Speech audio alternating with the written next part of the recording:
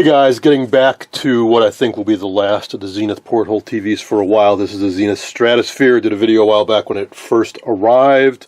It's been out in the garage all this time. I finally just pulled the chassis.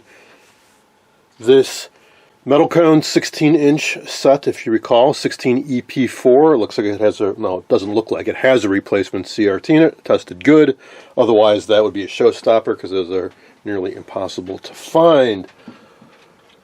Now, unlike the one I just did, the Monroe that had a 16 EP4, this is an earlier one, which I like better. The earlier designs were more rugged, more bulletproof, bit over-engineered, I guess you could say. So this is the power supply, which is virtually identical to the later set, but we'll see on the main chassis things are a little bit different.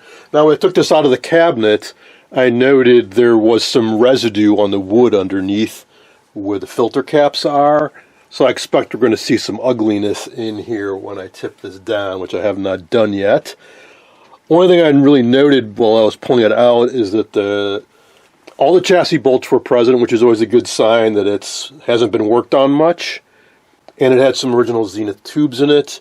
Didn't see a whole lot of signs of tinkering or anything other than the picture tube being replaced and some of these tubes.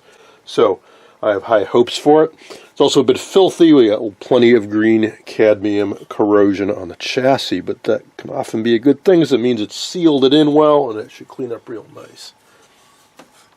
It's also nice on these sets that they have the dual chassis because a lot of the weight with this huge power transformer is in a separate sub-chassis which lightens up the main chassis a bit. And most of the recapping we need to do is isolate it down here so we can more easily work on a smaller, heavier chassis and makes the other chassis go a little bit faster, I hope. So let's see, we got two big old 5U4s in here, and I think that's a filter choke, and of course the huge power transformer. So let's take a look underneath. On these shields, by the way, these are heat shields to keep heat from the tubes away from these other components. Alright, won't be a whole lot down here. Another filter choke, and oh yeah, that would be the one that I'm pretty darn sure vented.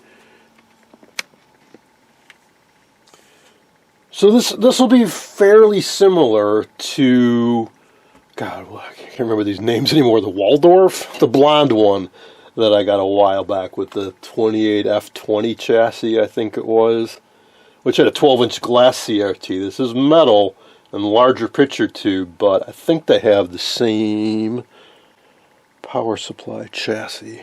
Anyway, the reason it sticks in my mind is I kind of recall on on one of these I've worked on, the same cap had vented. So maybe that was a common failure point.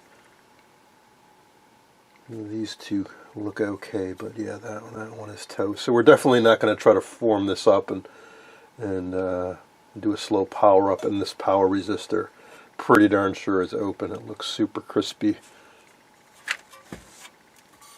So we'll do the usual recapping on this. Two of these are on insulated wafers with cardboard covers. I'll probably use adapter caps on these two. This one maybe we'll restuff. Alright, so that's that. Very straightforward, relatively easy to work on. Now let's look at the far more challenging main chassis. Ooh, it is a beast. And back to camera up here, try to get it all in frame. So as I say, unlike the Monroe and the Aldrich I worked on recently, which also have 16-inch metal cone CRTs, this would be the earlier, clunkier, more robust design.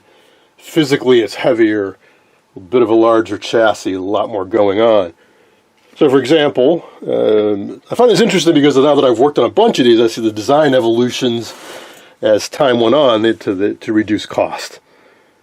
So on this variety, the flyback is up top and they have a partial cage over it.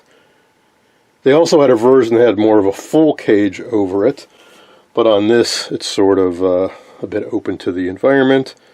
Dual horizontal output tubes. I think they're just directly paralleled up. These plate caps are going directly to each other. So that I'm pretty sure is an original Zenith. That would be a replacement. Looks like an original Zenith. down there. So the later ones, they took the flyback and mounted it underneath the chassis and dispensed with this altogether and used smaller 6BQ6 output tubes, whereas these will be 6BG6s. And the IF is huge. They all have this as a gigantic, comical looking tuner. This would be the earlier style, later style. They somewhat made a little bit smaller, simpler, but it's still equally huge. But the IF, that's another area where there's huge innovations.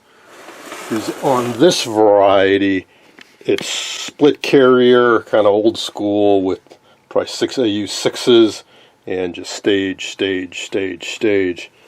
and then a split off for separate IF for the sound and the video. Whereas later ones, I think there might have been an inner carrier, and then they used the 6BN6 sort of all-in-one FM limiter, discriminator, detector, first audio amp, which also reduced the tube count, whereas this uses a 6T8 triple triode kind of tube there. And this has a lot more octal tubes in it. Turn this around a bit more here. See, we got a whole mess of them up under here and more on the other side. It'll be 6 N7s and such, and probably 6 AC7. So, much higher component count. Another innovation, which I don't like, is on the later ones they used a plastic cowl around this. A couple of them around here. I don't like them because, well, this happens. The plastic warps and distorts, and it's just not a very sturdy way to do it. Whereas on these earlier designs, they use big, expensive porcelain standoffs to insulate it from the chassis. So there's remember this entire red cone here, this is steel. This is all going to high voltage. Here's the high voltage connector right here. It snaps right into this, and this goes to that. Just a piece of metal that curves under it. And then this whole thing is mounted on these big porcelain insulators. I kind of go back and forth with, when I work on these, of unmounting the CRT and using a little test CRT and then having to remount it or leave it in place and work on it. I'm going to try to leave it in place on this one because there are, it's easier to work on with the CRT out, but with it, there are always risks involved with removing it and then having to put it back in, and then plus you have to readjust everything. So if you don't have to, that can be a benefit. Now this has a date on it, July 12th, 1950 something. Can't tell, 53, 56, 55, something like that. The last digit's kind of obliterated. And it has Polaris on the base, which I believe was the CRT rebuilder. And often when they rebuild them, they would paint this typically red. I've seen one that was blue, but that's what that means. More of the lovely green cadmium corrosion. Alright, let's take a look underneath. The big deciding factor for me about whether or not I leave the CRT in is how stable and safe is it to tip on its side with the CRT installed. You don't want to stress it out. And in this case, it's recessed a little bit from the chassis. This was, say, a 19-inch and it protruded beyond the chassis. It means when I tip on its side, there's going to be pressure on the side of the CRT. In this case, the bulk of the weight's going to be on the side of the chassis. And if I balance it right, if I put a little bracing, I think we'll be okay. Now, you also got to be careful on these because there are things that stick out, like there's a switch on the front, which you'll see in a moment, and it's when it's in the cabinet, the switch is connected to the cabinet, and if you undo the chassis bolts and go to slide it out, you're going to rip that switch right out. They changed that in later models because I'm sure that happened a bunch of times. And complaints. Boy, this is heavy. Even though that CRT is lightweight, this is pretty heavy gauge steel on this. Plus, as you're about to see, there's a lot going on underneath this chassis. Alright, so yeah, that's pretty stable on its side. I just need to put a little bit of bracing to keep weight off of this. And by bracing, I mean yoke support. It's a pretty heavy steel structure. If I put a little something underneath that to support some of the weight, I can safely tip it on its side with no pressure on the CRT.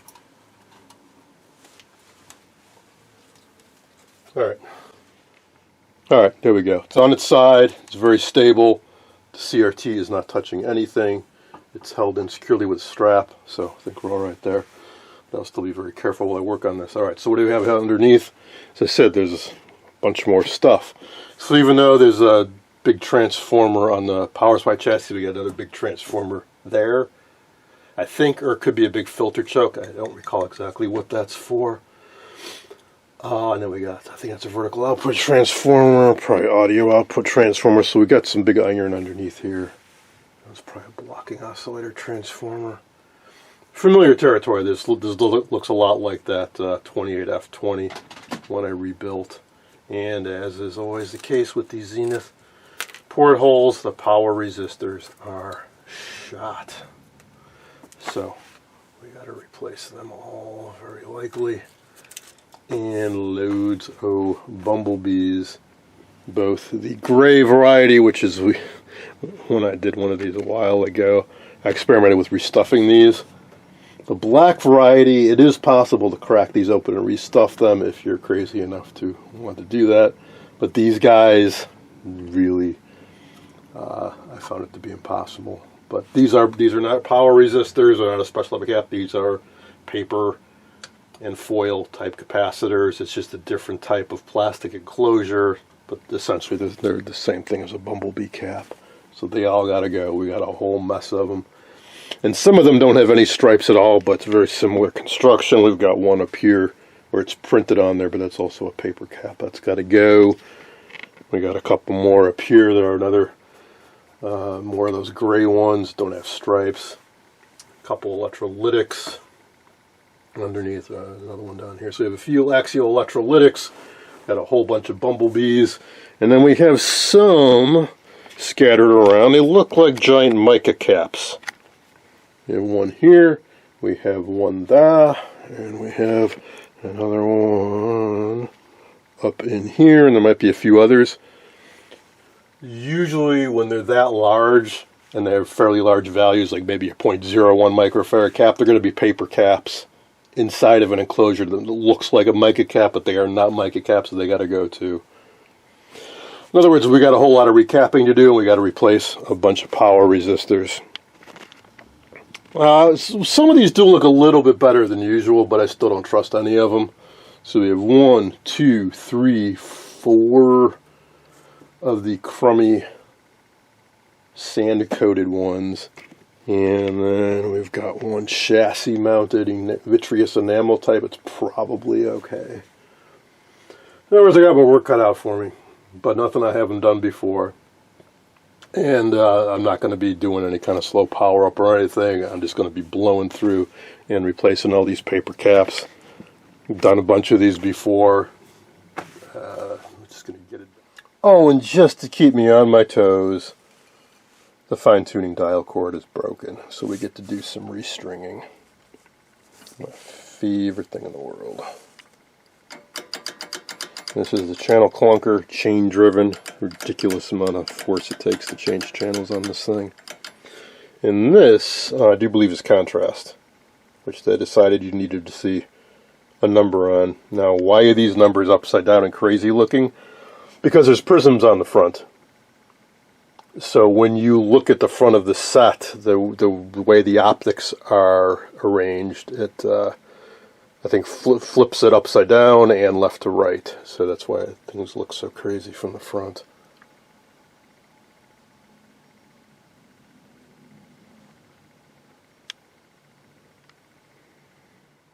Alright, so I think when we pick up, you're going to see a whole lot of work done, and then we're going to try powering it up. If anything interesting comes along the way while I'm doing the recap, of course I'll record some footage, but that's the plan.